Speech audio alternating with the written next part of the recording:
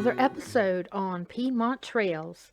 This is your friend Carol, and thank you so much for joining our journey to the past. Today we are sharing Virginia soldiers between 1754 and 1763. To view a complete listing of our resources, please see the description box for today's show. We'll begin with a brief history about the Virginia Regiment, and then we'll proceed with soldier names and the counties where they lived. The final segment of the show will share the military companies and their commander. We hope that some of this information helps you along your journey to the past and possibly discovering a new ancestor, someone that you did not know existed before. This is episode number 44, Virginia Soldier 1754 to 1763, and we'll get started right after this short break.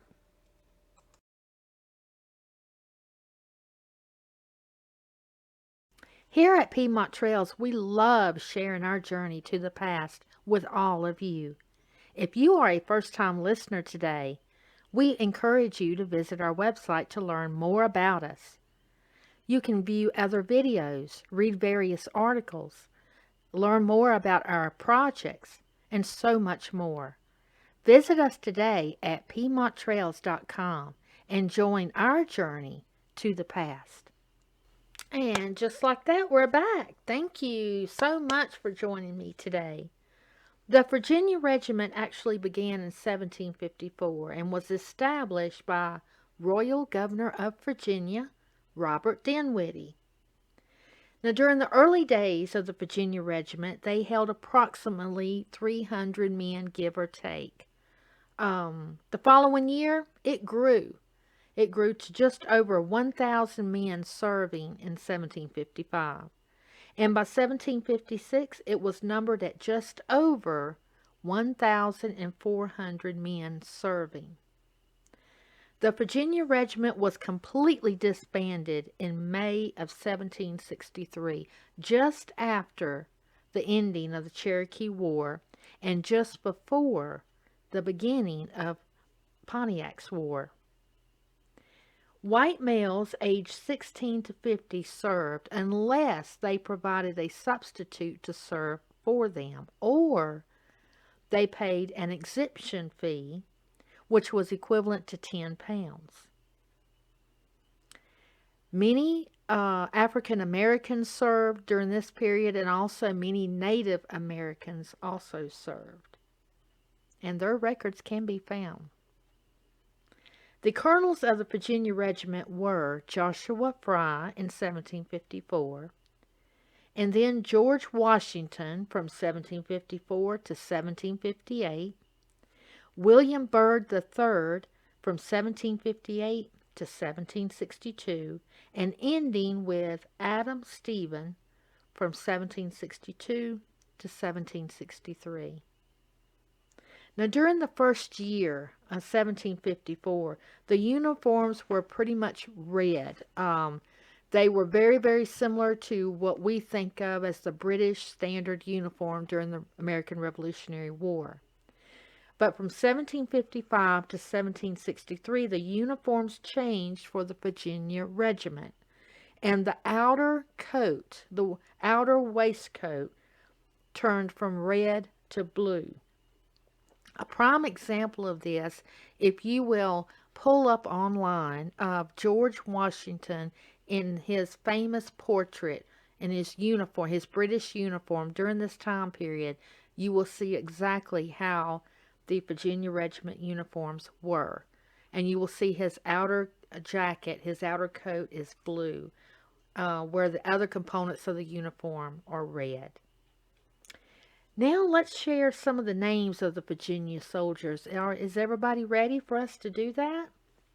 I know I am. Now we're going to start this section of the show by naming the county first. And by no means are we going to be able to name each and every soldier that served in the Virginia Regiment during these years. But we are going to touch base with quite a few names today. And I'm not going to promise that I'm going to pronounce all of these names correctly. And some of these names I may end up in spelling them out for you. But we will also have more information that will be coming up on these Virginia soldiers very, very soon on our website at PiedmontTrails.com. So stay tuned for upcoming articles and events and videos that will be they will be containing a lot of the information for the Virginia soldiers. We have pulled quite a few of these files during the past 3 months, and we're beginning to add some of these soldiers' families in with our attic family files, and we're currently uploading them to our online library. So while we've been doing this, we thought it would be an excellent idea to share some of these soldiers' names with all of you and hope that you may be able to make a family connection, which would be great. That would be a priceless treasure. All right, we're going to start with Accomack County. And when these county names, I'm only just probably name a few. I think Augusta County we have the most. But for the majority of them, it's just only going to be a few names. But I will give the first name and surname. So Accomack County, we've got Suthie Simpson, who was a captain in the Virginia Regiment. We also have James Rule, who was a lieutenant colonel. Thomas Paramore, who was a lieutenant. And we have George Corbin, who was a lieutenant. And William Andrews, who was also a lieutenant from that county. We have a Thomas Hale, who was a colonel, and his last name was Hale. We have Thomas Guthrie and Savin Guthrie. Savin Guthrie was a captain. We have Thomas Crippen, who was a lieutenant. Solomon Marshall, a lieutenant. Luke Lucar, Lucar, lieutenant. And we have Henry Scarborough, who was a captain. We have Jacob Broadwater, who was also listed as a captain. Clement Parker, a lieutenant. And William Andrews Jr., a lieutenant. We have John Wise Jr. listed as a major. We have Caleb Tickle, and his name is spelt in the records as Teackle. He is listed as a quartermaster. We have a Thomas Jacobs as a captain. Now in Amelia County, we have David Greenhill, Edward Jones, and Charles Hamlin.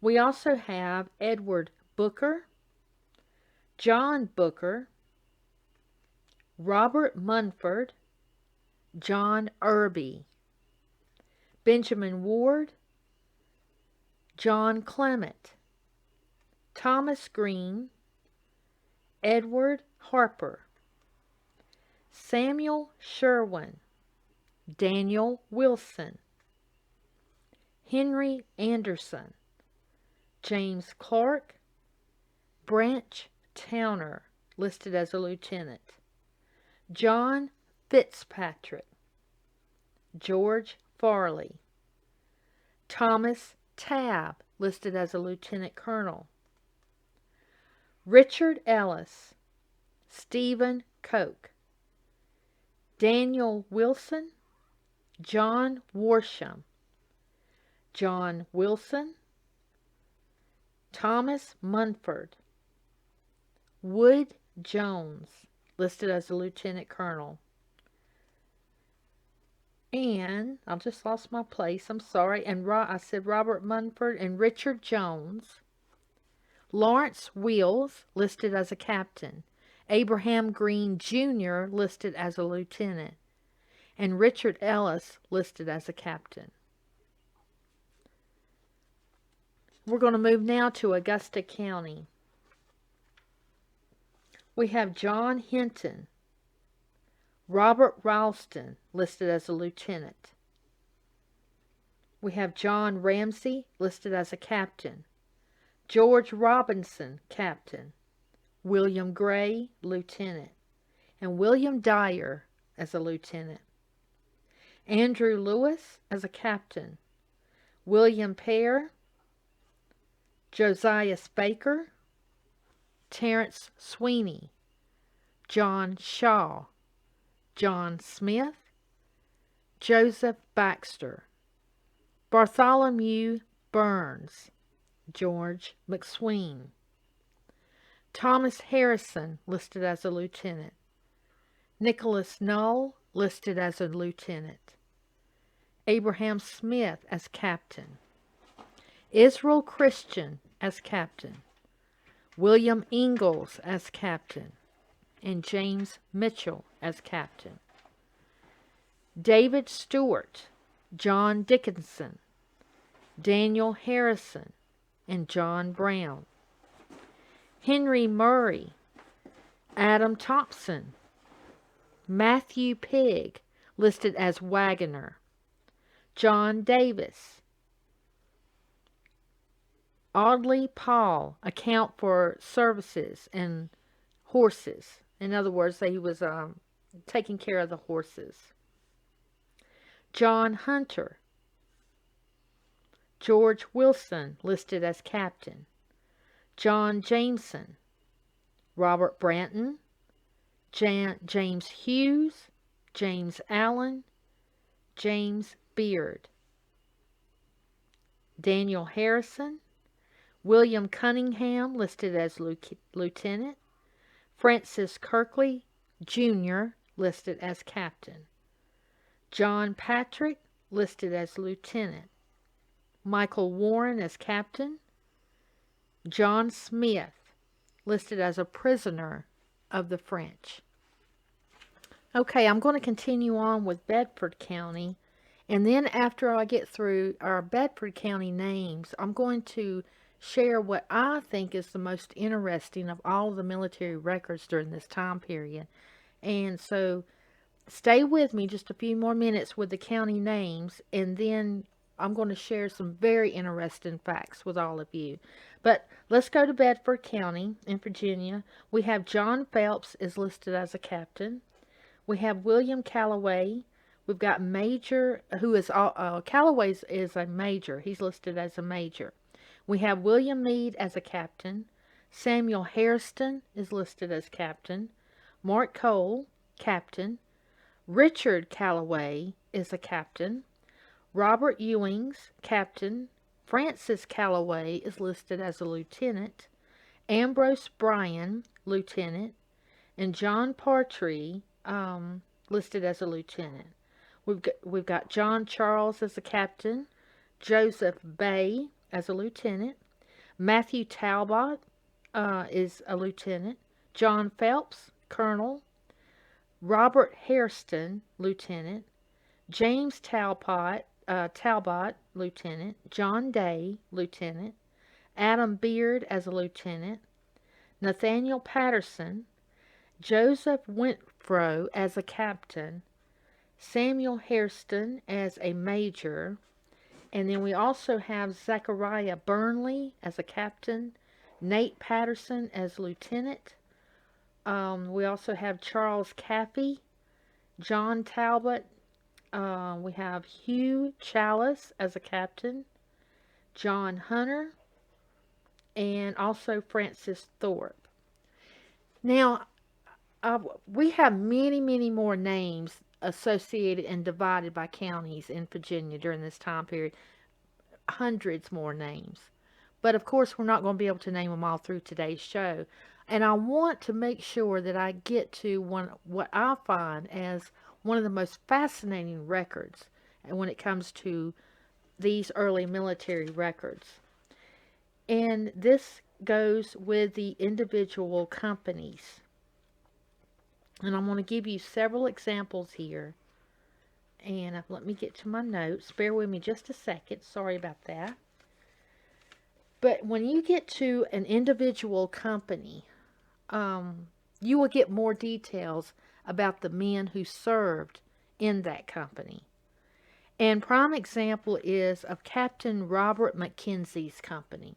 That's Captain Robert Mackenzie's company. His actual role gives details of all the men that served with him during a particular time period.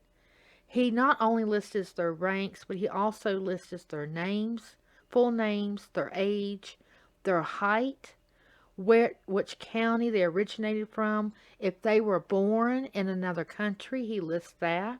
He also states what they did for a living, what occupation they were, which fort they originated from prior to arriving to his company. And then he goes further into detail in giving the complexion, what they looked like, or if they were sick during this particular time. Vivid details that can allow us to create a picture of these men. And even though we can't see exactly what they looked like or how they appeared or what their hobbies were, but in this case we can find out so much more about them.